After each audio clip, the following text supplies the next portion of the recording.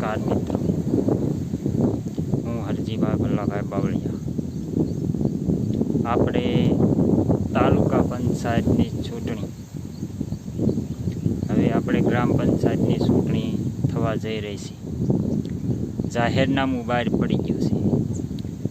જે કોઈને સરપંચમાં ફોર્મ ભરવું હોય તે ભરી શકો છો.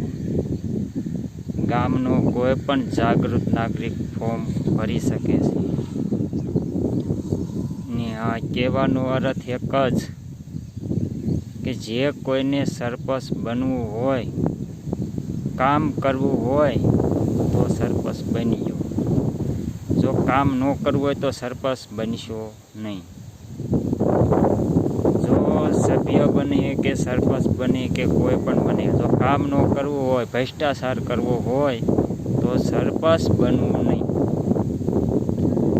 અને હા, એક જ કહેવાનો અર્થ, જો 5-5 વર્ષથી જો જૂના સભ્ય હોય અને જો પંચાયત ન થતી હોય તો એને ઘરે ને ઘરે ફોર્મ ભરાય. નવું ફોર્મ અત્યારે ભરાય નહીં.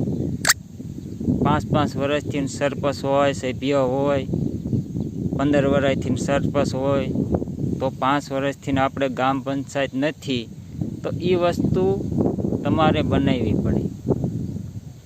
ગામ પંચાયત નથી, રોડ રસ્તા નથી,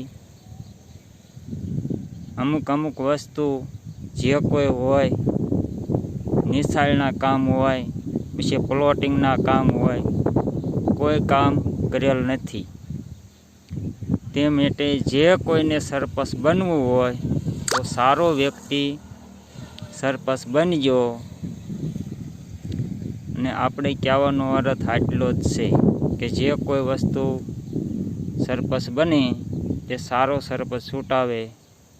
અને જો સરપંચ નહીં સારું કામ કરે તો એને ભ્રષ્ટાચારમાં સામેલ થાય એવો સરપંચ ન હોવો જોઈએ.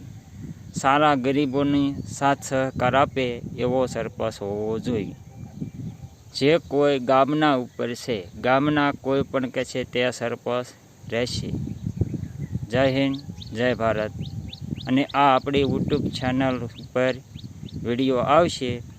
બાવળિયા હરજી નવી ચેનલ યુટ્યુબ છે. લાઈક કરજો, શેર કરજો અને સબસ્ક્રાઈબર કરજો. જો સારું લાગે તો લાઈક, શેર ને સબસ્ક્રાઈબર કરજો. અને નવા વિડીયો આવશે. અને હવે પણ લાઈવ પણ આ ચેનલમાં થવાનું આવશે. જય હિન્દ, જય ભારત. વંદે માતરમ.